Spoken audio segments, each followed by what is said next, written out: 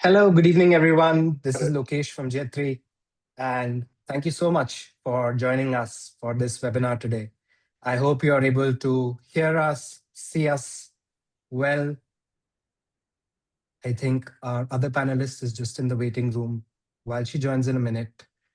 If I can just have anyone from the audience respond saying if they can hear us all right.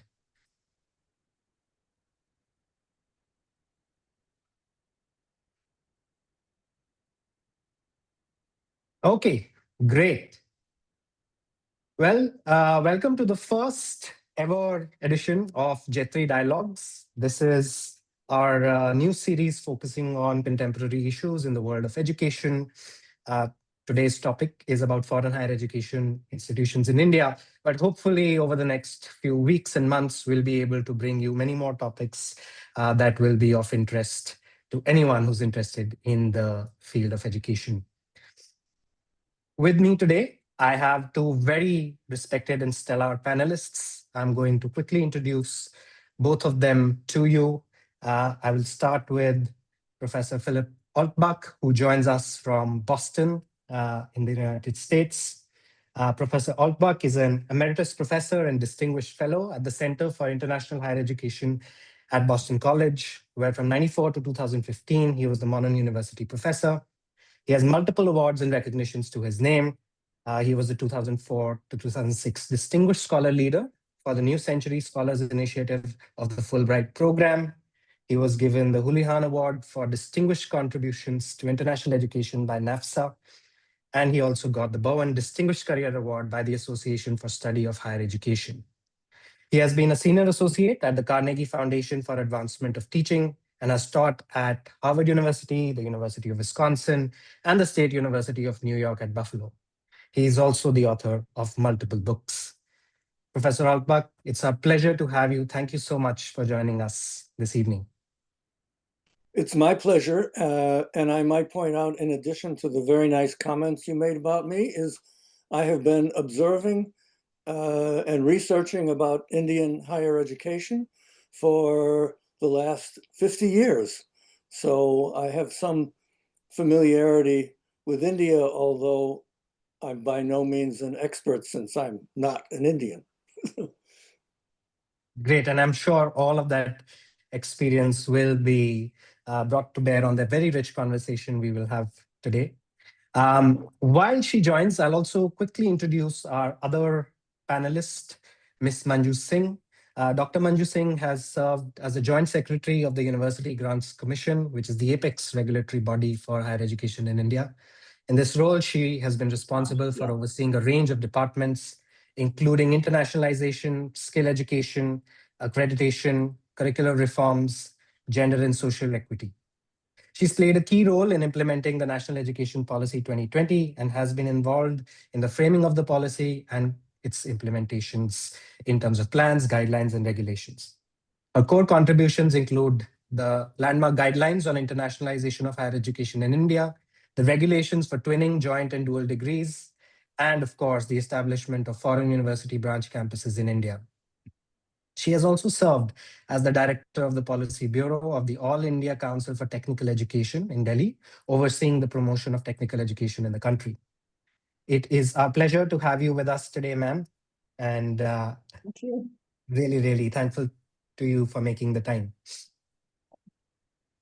Thank you. Great. So without losing much time, I think we'll jump straight into the questions. And my first question will be to you, Dr. Singh. India has been reforming its education sector for the last many years. There's, of course, the landmark NEP 2020, which relooks at the education sector in a whole new way and progressive way. And there have been other policy initiatives specifically focusing on internationalization. I just spoke about the 3 regulations that you had also contributed to.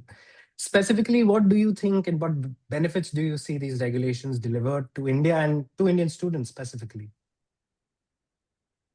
Thank you, Lokesh. Let me first begin with the background in how these regulations came into being. You see, in 2020, when the whole world was grappling with COVID, then the Indian government thought that is the most opportune time to launch something, which will generate interest in the Indian stakeholders, especially education sector being a large area. And that is when the National Education Policy 2020 was announced. And in the very first line of the policy, which is the vision of the policy, they said that the learners should, be ones with a deep rooted pride in being Indian, but at the same time truly reflect to be global citizens. So the word global citizens has come in the vision of the policy. And then there is a separate section on internationalization, which says that, that India should strive to become a global study destination. We should be able to provide premium education at affordable cost, and special dispensation, regarding the regulatory and the governance aspect should be provided to enabling the well-performing world best universities to come and set up their campuses in India, so that, we achieve internationalization at home and our students get an opportunity to international exposure. Our higher education system obtains an international dimension without, the cost and the trouble of moving abroad. So such was the focus of the policy. And with the will of the government, very soon the University Grants Commission came out with the enabling regulations, which you just mentioned about twinning, joint degree, and about foreign campuses in India. And even it also facilitated that the good, well-performing Indian institutions should also move ashore and open their campuses in other countries. So this was a very, landmark regulation, wherein for the first time we are inviting the foreign universities to set up their branch campuses in India and to make India a global study destination and to provide, of course, international experience to the students. And it will also be used as a tool for soft power, knowledge and diplomacy to establish good bilateral academic relations, with other countries. And not just Indian students. I think we should see that students from, the global south, the Southeast Asia, and Africa, Middle East should also be attracted to such branch campuses. And it should also help us in, increasing the gross enrollment ratio of our country, which is far way behind the developed nations. And of course, some amount of outflow of revenue would also be, facilitated through the regulation. Yes. Thank you. Thank you so much. Um, over to Professor Rolbach. Sir, you have studied internationalization of higher education for decades now. And the intent of the policy and some of the stated objectives have just been touched on by Dr. Singh. We are signaling to the world and reputable international institutions, the world, that they can come to India to meet the increasing demand for high quality higher ed, not just from Indian students, and like Dr. Singh said, also from other countries around India. But that's the demand side of things. From a supply or a supplier side, or as from an institutional, foreign institution point of view, what's the attractiveness of India as a branch campus destination for these global top 500 universities? Well, that's a very good question. And I think maybe a bit later in this conversation, we can discuss the global geopolitical situation, because I think that will affect dramatically the institutions and the general environment that universities abroad will think about when coming to India. But to directly answer your question, I think India is attractive because it is now the largest or maybe second largest higher education system in the entire world. It has a big youth population, unlike China, by the way, which has an aging population. And many, we all see within the country and abroad that India is a growing global economic, geopolitical power in the world. And everybody wants a little piece of that and wants to understand better the country. So That's the attraction, and it's quite significant. I would say the knowledge about India that exists in the West and maybe in the United States in particular is very limited. You know, there are very few US students who go to India. Now, it's certainly the case that not many US students are going to come for degree study in India, but there's huge scope for year abroad or other kinds of exchange programs, which I think India can leverage numbers from Western countries as well as from, as Dr. Singh pointed out, the very important, maybe most important global South. But we have a lot of learning to do too about the country. And there is an increased recognition, despite the unpleasant comments of President Trump recently, that India is an important player on the global stage. That's the attraction. Great. Thank you so much. Dr. Singh, speaking very tactically about the regulation, one of the big concerns always with a move like this is, how does one safeguard the interests of the Indian students? So as the regulation was getting drafted and, you've been involved in that very clear, how did the authorities think about creating a policy and an entry process that is flexible and open and, not very, very difficult, while simultaneously also safeguarding students against possible malpractice, over commercialization? There are instances of degree mill kind of institutions popping up in all parts of the world. Was that something that was it a deliberate point of discussion as the regulations were being drafted? It's a very pertinent question, Lokesh. See, while the regulation was being drafted and the policy was being decided, very, large, widespread consultations were held, not only with institutions in India, but from premier universities from all over the world. We approached the embassies and through them and even directly, and we received large number of comments and suggestions. In fact, to be very honest, there were certain things which we did not know about, how the universities function and how they will be able to move out of their country to award qualifications. So it was quite a learning for us. So keeping all those suggestions in mind, we could come out with a very clear, open, and a flexible regulation. See, if you start from the eligibility, it's very clear. Either it is the top 500 in the global rankings or in the subject-wise ranking. Then an element of flexibility is also provided, that institutions which have outstanding expertise and they are institutions of repute, even if they don't fall into the rankings, they would be considered.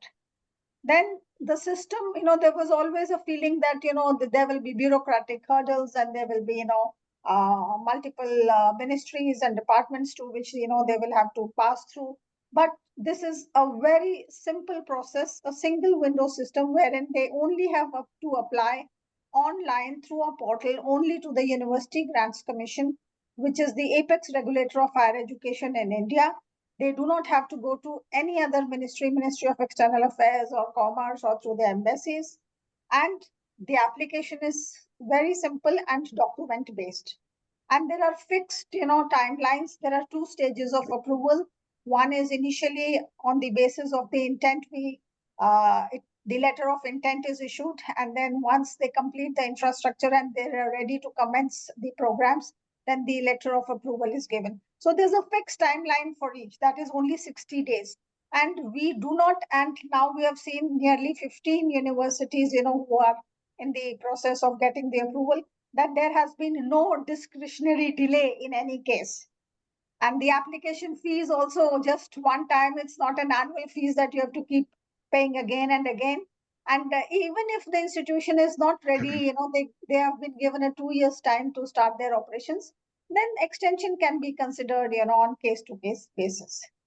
And another good part about this provision is that the foreign university is allowed to preserve its own institutional model of the foreign partner.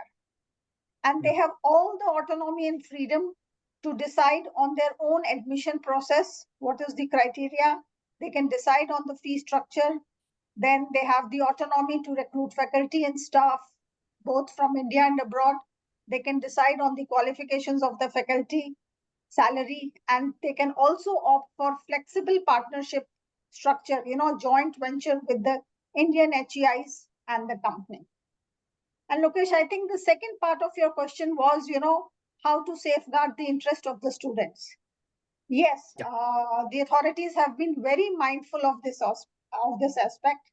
And in the very first line, they say that no fee should be collected from any student unless, the complete approval is given for, commencing the operations. And then the campus should publish on its website 60 days before admission what are the programs they're going to offer, what are the seats, what is the admission process, what is the fee structure, what is the refund policy, what is the eligibility. So everything should be, transparent, so that there is no question of, some kind of a hidden fee or anything which the student is not aware of. Then a lot of people had this thing that, supposing they close down a program, what will happen to the future of the student? So they cannot close down a program, discontinue a program, or close down their campus without the approval of the UGC. And just in case such a disruption occurs, then it is in the proposal only they are expected to, describe that how the affected students will be reallocated to other campuses, to other courses, without having any extra financial burden. Then the mechanism of grievance redressal, that is also an important part of the application, which they fill in, because they should have a well thrashed out mechanism for the same. And in case a student is not happy, they are always free to approach the UGC if their grievance is not resolved. Then one of the most important aspects of this regulation, keeping the interest of the student in mind, is, the recognition and equivalence of the degree. Yeah. As you know that all foreign qualifications need to be, given an equivalence certificate earlier it was given by the Association of Indian Universities, and now it is given by the UGC. But the programs and the degrees, the qualifications awarded through these branch campuses, they stand automatically equivalent, and they are free for to join either high studies or to join jobs, including government jobs in India. And at the same time, we also expect that the qualifications awarded in the branch campuses in India should also be recognized in the parent campus in the foreign country. They should not be looked at, a different kind of a qualification. So these are the various provisions, which have been kept in mind to safeguard the interest of the students. So there's I think, at least from an intent point of view, all the big roadblocks that one would assume exist for foreign institutions have been kind of thought of for students. It's there, a bunch of provisions to protect their interests. Professor Altbach, over to you. You've seen internationalization in multiple. Can I make some comments on Sure, of course. what Dr. Singh had to say? To be frank, I think that the development of the new regulations and the opening of Indian higher education to an international perspective and to the possibility of international branch campuses and joint degree programs is a very positive step that India for much too long has had a Swadeshi attitude toward too many things, higher education among them. And there's much to be learned from overseas universities. And by the way, I think one of the interesting possible lessons for India of having some branch campuses is to see how these institutions work both on their home campuses in their sponsoring country and in the branch campuses in India, and maybe Indian universities which are not known for their smooth operations and so on, particularly in the public sector, can learn from these examples. But I do think that a lot of what Dr. Singh is saying is a little bit pie in the sky. That is, I am modestly skeptical that a significant number of, and we can discuss the geopolitical global context in a moment, but I'm a little skeptical that significant numbers of foreign institutions will choose to open branch campuses in India. Point number one. Point number two, among the top 500, relatively few will do that. I think if you look at the experience of those institutions globally when they go abroad to China or to the Gulf or wherever, it is the sponsoring country or maybe a business enterprise or a university in those countries which pay the bulk of the development of their campuses. And here we're talking about real campuses, not just a floor of a office building where a university offers a business degree or an AI certificate or something like that. We're talking about the actual student experience of studying in a university from another country in India with the entire or most of the culture and facilities of the universities of that country. So where are the athletic facilities? Where are the student affairs offices? Where are the psychological counseling and so on? And I'm wondering if the UGC with the new regulations will insist on those things. And if it does, and expects the foreign institutions, most of them, to pay for that, there will be a very modest, that's an exaggeration, uptake. Keep in mind that thinking about the United States, many public US universities are forbidden by law and regulation from investing their money outside their state. So they're not going to be able, even if they want to invest significant amounts. Another point is that where are you going to find the faculty? It has been the experience globally that foreign institutions in another country have a difficult time finding, getting their own home faculty to come abroad to spend significant amounts of time. Yes, maybe they'll come for a 3-week session and fly back to Boston or San Francisco or London or whatever, but to actually live in the country and be part of the system. So the foreign universities, generally speaking, even the top ones, have often hired from the international market or from the local market. Now, in India, we know that there is presently a shortage of faculty, actually, in the Indian system. And if the foreigners are going to pay higher salaries than the Indian institutions, that's going to harm the Indian institutions. And I know already that some of the top-end private universities in India, the Jindals and the Ashokas and so on, pay better and are draining faculty, some of the best faculty from the public institutions. So I could go on, but I think there are a variety of structural problems.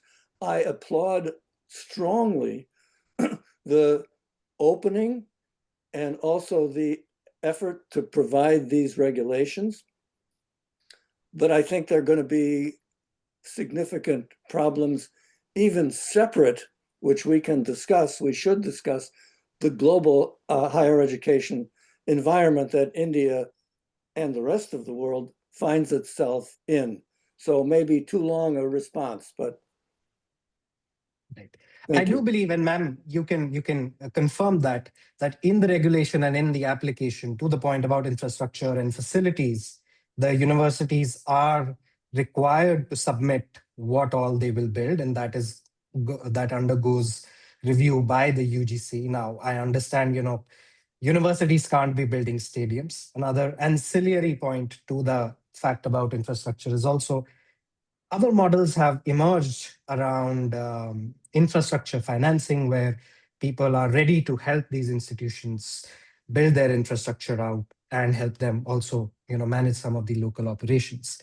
But would you like to say anything in response to Professor Alpak, ma'am? Yes, I do agree, Professor, that there will be a large number of challenges, and the ones that you mentioned are real because, the young or the early campuses, the branch campuses, definitely will not be able to, match the equivalent academic standard and the student satisfaction as that of, the main campus in the foreign country. Certainly, it will be there. And some of the institutions which have come up, we see that, so definitely they have started with a small number of students with limited programs and with limited infrastructure. But if these universities are to sustain for a long time, they have to see their financial viability, and they also have to, gradually move to a full-fledged campus and have all the facilities for the students, as you mentioned, either all by themselves or in collaboration with, the neighboring institutions or the community services. And what is encouraging in the Indian scenario today is that most of the state governments are coming forward. They are welcoming, the establishment of the foreign branch campuses, and some of the states like Mumbai, like Gujarat, even Uttar Pradesh, and many others, they are desirous of supporting them, providing them land, infrastructure. So I do accept the challenges, but let us wish that we have a good future ahead. Yeah. By the way, one kind of interesting addition is I think the Chinese, who have quite a small number of branch campuses and a big number of collaborations, have done it pretty well. And the core of what the Chinese have done, which I think may be useful for Indian thinking, is they have insisted in almost all cases that the foreign institution partners with a Chinese university. And the Chinese university has significant authority over what the foreign institutions are doing and has their own representatives embedded in the infrastructure and academic system of the foreign branch campus.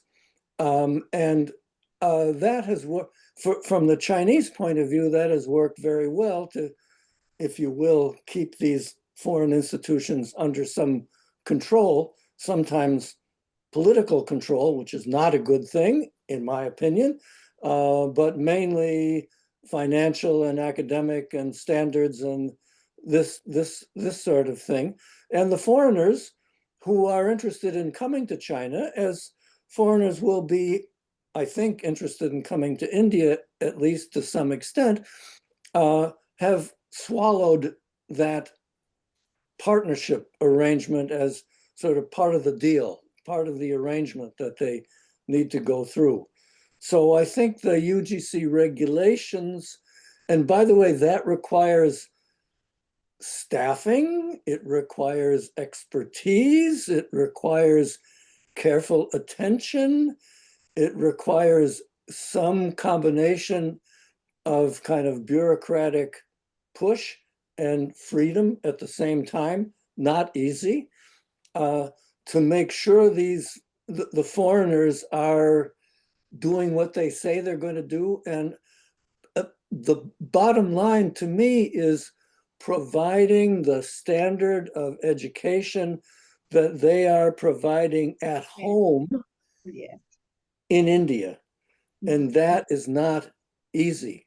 Even, and I agree with you entirely, they're not going to start out with a full-fledged campus, but they need to start out with a full-fledged academic program staffed by qualified people that match the standards at home. I totally echo your sentiment, and the words you said are, what are the provisions of the regulations that the academic standard should be the same in the branch campus as what is being offered in the. So the intent is good, and let us see how the experiment. This is a first step from the Indian government side for the first time that the opening has been made. And I do know that there are many cases in China and other countries where the branch campuses have not done so well and they have been shut down also. But there are also, some cases where around even up to 25,000 students are present in the branch campuses. So all kinds of examples are present, and let's see. Let's hope that we have a good future ahead. Yeah, and one more comment. If you think about it, and there's some research on this, why foreign institutions are interested in expanding abroad, this is not India, because you're at the beginning of the journey, but in other parts of the world, almost except for the top universities, like New York University in Abu Dhabi or in Shanghai, their motivation of most of them is money. They go abroad because they either have enrollment problems at home, or they want to earn money from their branch campuses. And I think that both Indian regulators and those, if they're academic institutions in India or companies which are partnering with universities, and that's a common way of proceeding, are careful that the foreigners are not just wanting to make money from you. Yes, there are various reasons for which, the foreign universities want to come to in India. Profit, of course, is one, and the FEMA is an enabling provision for it. And some of these institutions also like to come up abroad or ashore, for their branding, so that ultimately their intake in their parent university increases. So that could also be another reason for that. But I'm sure India would be mindful of all these aspects while considering applications, and that is why the intent is to only allow the best to come. And there is no target, of how many we want to have. Right. And I do think, generally speaking, across many industries, India is considered a very tricky market. The market has a way of balancing itself. It's not just true in education, but even in tech, etc. You'll see many US companies would have to have completely different strategies. Now we're talking just US, but many global companies in India have to have completely different strategies tailored to India. In a way, India is comparable to many continents, and I think that comes there. Professor Holbach, you already mentioned China, and I think we did speak about what's happening across the world. So, I'm just going to bring that question forward. Do you think, given that where we are at this point in time globally, what's happening in the US, in the UK, Canada, Australia, traditional hotspots of international education, is that an opportunity for India? Does it make things easier or more difficult for India at this point in time to attract foreign institutions? That is a complicated question. I think basically it makes things more difficult because if particularly in the US, dramatically in the US, to a lesser extent in the UK, and maybe not in Australia, but in the United States, which is the biggest player, the higher education situation is, not to exaggerate, absolutely horrible. Absolutely. I mean, the Trump administration on almost a daily basis is threatening academic institutions, particularly the prestigious ones, but the whole system, putting in new regulations which are very hard to both understand and maybe impossible to implement. The latest of them is this $100,000 fee for the H-1B visas. Those are the visas for highly skilled temporary immigrants, of which, by the way, Indians are by far the biggest number. And, you know, not both the tech sector and universities, which benefit also from H-1B visa holders, have no idea how to handle this.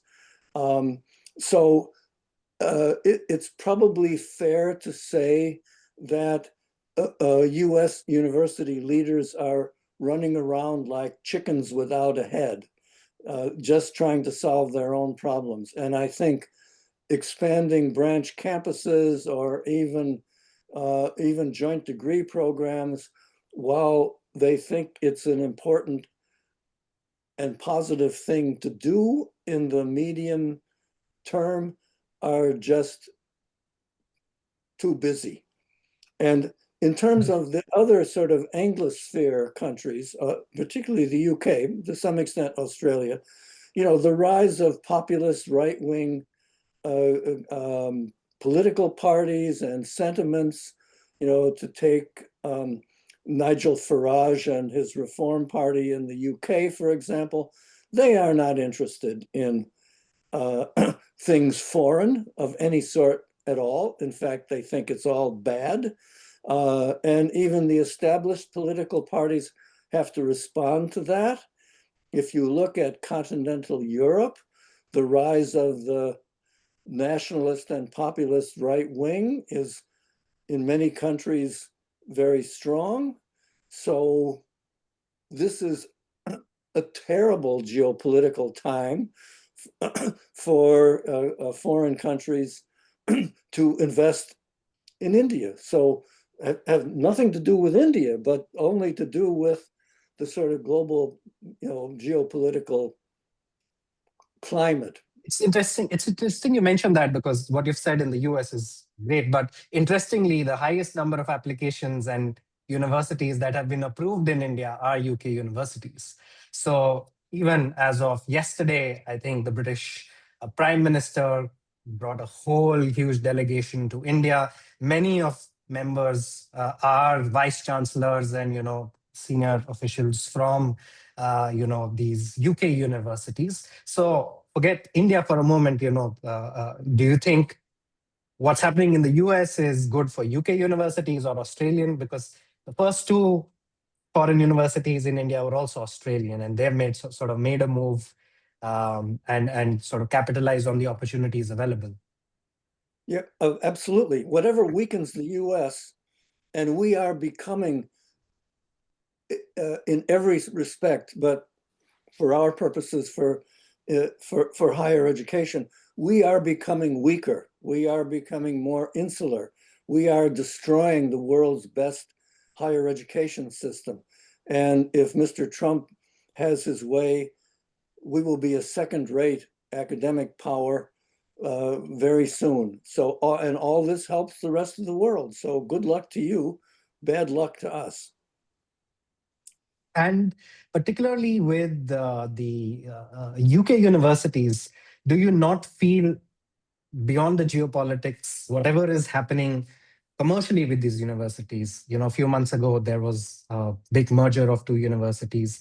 UK universities have also been, reported to be struggling financially. Do you think, is that causing some of these to look elsewhere, not just India, but branch campuses across the world? I'm not an expert on the UK, of course, but I think it plays both ways. They're worrying about a very, very serious financial problem within their own country.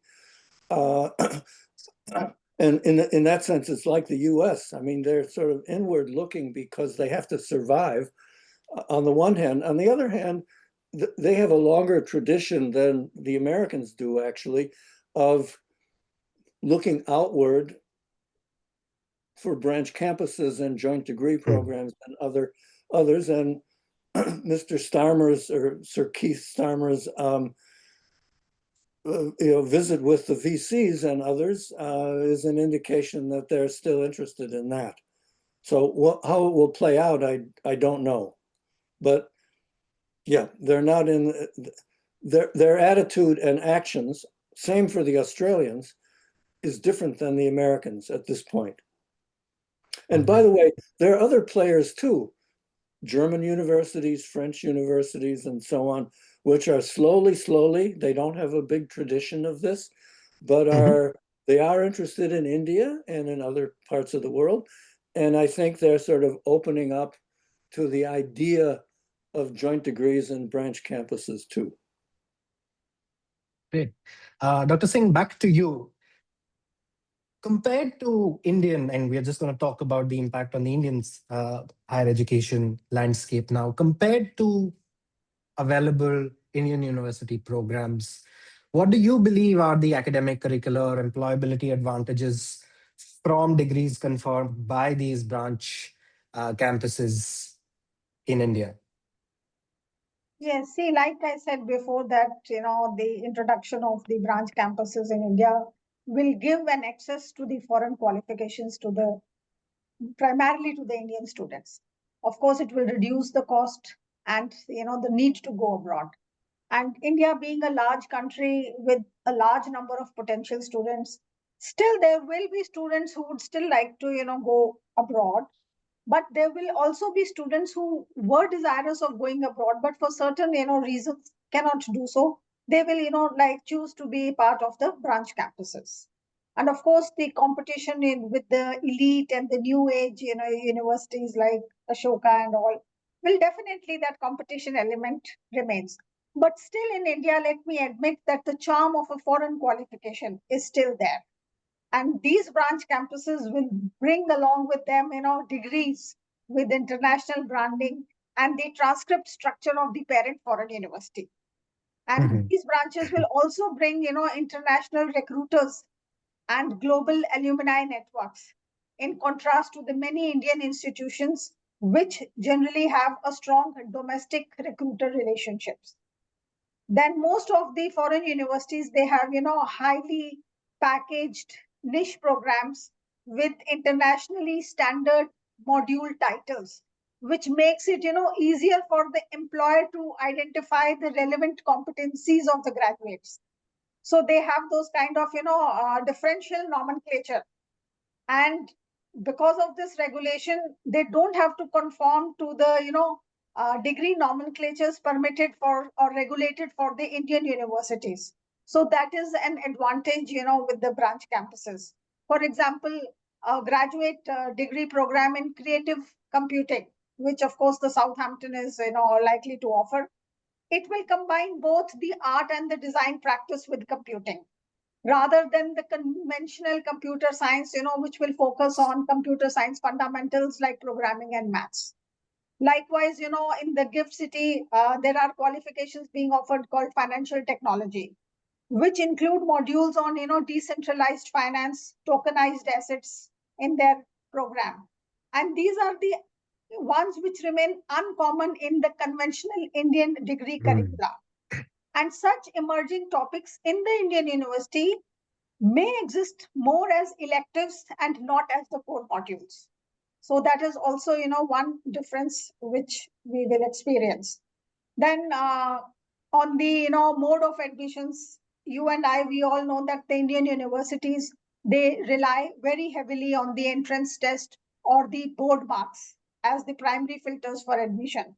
But the foreign universities, as we all know, that they adopt a more holistic approach, not only based on the academic transcripts, but also on the personal statements, their CVs, interviews, portfolios, references, and work experiences. Then the international programs, which the universities offer, they are mostly job-ready deliverables, with projects, tools, so that the graduates can start, contributing from day one. The Indian graduates, of course, in India also, I'm not saying all the universities, we have premier public institutions and private institutions, which have strong industry linkages, projects, internships, active placement cells, employer partnerships, research industry collaboration. But a large number of Indian graduates still need more on the job upskilling.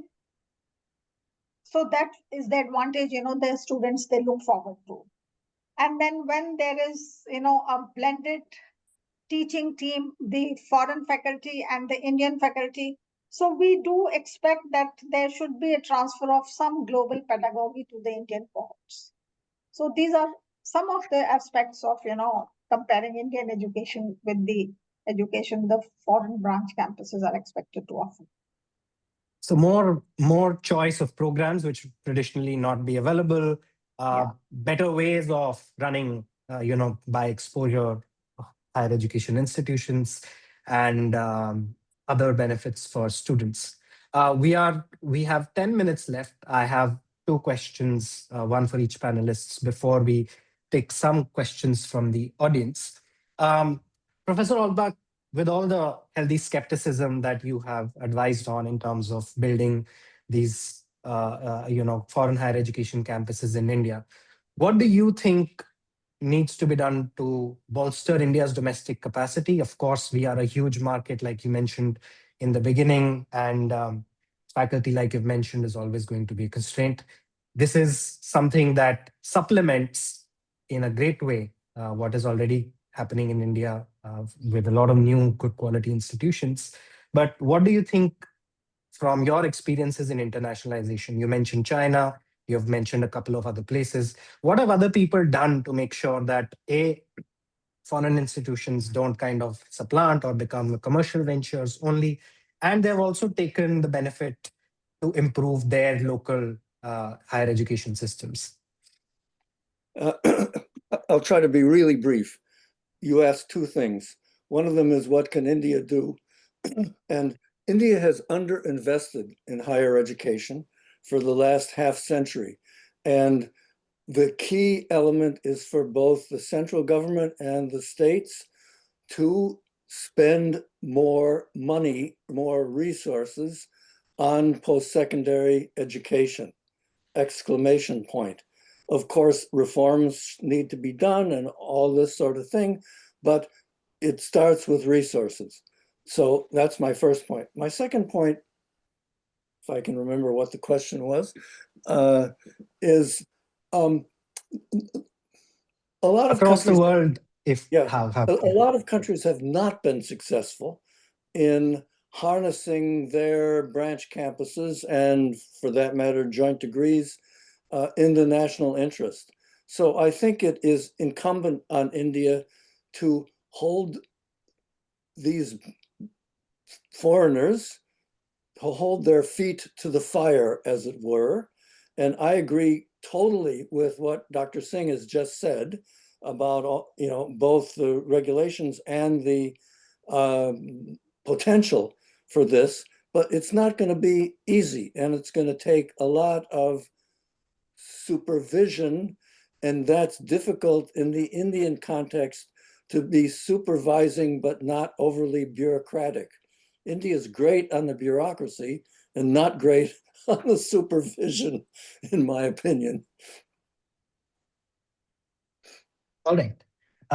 We have a bunch of questions from the audience. I think as we speak, about 7-8 questions have come. So I'm going to try and take them as many as we can before our time is over. One question, and this is from Shraddha Rawat, is that do you see professional programs offered by private companies as a threat to universities, especially since they move at faster in designing industry-aligned curriculum at a time when AI skills are in huge demand? Is that something that you think is going to threaten the university? For me? Yes. This is for both panelists, I think we'll take. I mean, if you look at the US experience, the answer is both. I mean, there are lots and lots of companies which offer various kinds of certificates with significant success and earning a lot of money for them, and skills for the people who are doing it. At the same time, the universities are doing more or less fine if Mr. Trump would stop bothering them. So I think both can function just fine. Right. Dr. Singh, would you like to add to this question? Yes, some of these, edtech companies are offering good micro-credential courses, which are very useful for the students to make them, job ready. They are important, but the university curriculum and degrees are equally important. I think the best foot forward would be that kind of education gradually gets embedded into the university curricula, and somehow there could be a system, where we could have a kind of an effective partnership, because the ultimate aim is, the interest of the student, employability, and the success of the industries. So both are important. Let's hope we can find a model to, entwine them. Totally agree. This is a question from Mr. Nirvet Kumar. What does the UGC, and I'm guessing, Dr. Singh, this is for you more, what does the UGC and regulators of India think from the employability/outcomes point of view, from the view of graduates of IBCs? And is there any outward-looking plan for industry linkages of these branch campuses and their placements?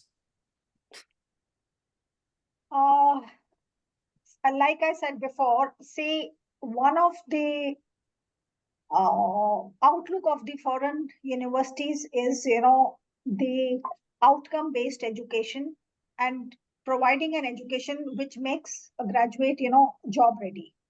And definitely, one of the emphasis they lay very early in, in the establishment of the campuses of their institutions is, contacting the probable employers, taking their feedback, providing internships, providing placements. And placement has a different meaning in the Indian context and different meaning in the US context. So it is very important, definitely. And these universities will be taking care of these aspects. The UGC regulation need not prescribe anything on this account. Everything is, like Professor said, market driven. Ultimately, the graduates passing out of the branch campuses also would like to be readily employable. So that will be an important key aspect which the branch campuses or any other institution keeps in mind. Yeah. All right. If I can add one thing to what Dr. Singh has been saying, with regard to the micro-credentials and the universities, we shouldn't lose track, especially in the era of the emerging AI revolution, that a fundamental education is very important, not just particular job skills, because those jobs may disappear quickly. So you have to have skills in how to think, how to write, broader society, and so on. So the idea of a liberal arts education, if you will, and a broader education combined with job-ready skills, to me, that's the sweet spot. That's the important thing. Thank you. We have a question from Vishakha Gandhi. She's asking that we're talking about the supply side of things with the entry of these foreign institutions. Their fee point, though, is considerably high compared to Indian institutions. So do you think as more institutions come in, there will be enough demand for all of the programs and these institutions? And the second question linked to this is, do you think this has any impact on sustainability of domestic universities? Yes, of course, the entry of the foreign branch campuses does provide, intense competition. Intense competition to whom? To the premier public and both the private institutions, because these campuses are attracting the best student and the faculty from the top tier private institutions. The tuition fee, even if it is lower than what it would charge in their parent campus, still it remains unaffordable to most of the Indian students, creating a two-tiered system of privileges. So there is a strong need for a scholarship mechanism to be introduced. And that has been mentioned, very strongly in the provision that need-based scholarship should be provided so that, the merit-based students should not be, deprived of the opportunity just because of financial. And this is going to be a very important aspect in the success and the long-term, stay of these foreign campuses on Indian soil, because they must think about how to provide financial aid to the students to enable students from all walks of life to join their institutions. Certainly, it is important. Yeah, of course, I completely agree. But if you look internationally, I think very few of the branch campuses in the various countries provide these kind of scholarships because, as I said earlier, they're in this to make money. And why are they going to want to spend their own money on scholarships for needy students? They should, and maybe the Indian authorities will say they must, but it's a problem. It's a challenge. I will take one last question. We are 1 minute away from time. Somebody mentioned, and I think Professor Altbach, China has done something similarly based on what you said. Should foreign universities also not be asked to focus more on India-centric research if they are to operate in India? Yes, Well, that is. Sorry, please go ahead, Professor. go ahead, please. After you. Most branch campuses, and this is a matter of significant controversy in many countries, are not research focused. Even important universities like Southampton, as a good example, when they go abroad, they don't have a research mission. They're just teaching. And that's a problem and not a problem. So, I mean, it's something the Chinese are very angry about the fact that some of their branch campuses are good at teaching but don't do research, whereas at home they're research focused. And how India is going to approach this, I don't know, but it's an interesting question. Yes, I echo your sentiments, Professor, that, branch campuses are less supported by the senior management for research as compared to their home campus counterparts. So they should, have robust support systems, even for the career development opportunities for their branch campus faculty. So that is very important.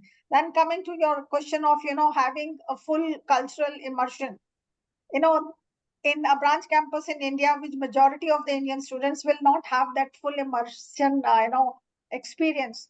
So I think a semester abroad or, visits abroad or exchange, that will facilitate in having, exposure to more international students and a global environment. That is also very important. And Lokesh, there was another thing which you were asking. I lost track of that.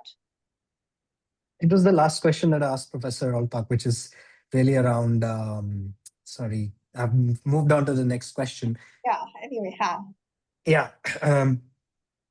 So, all right, I think we are at time, and there are so many more questions that we have not found time to answer. If we go on that, I'm sure there's another 45 minutes in this.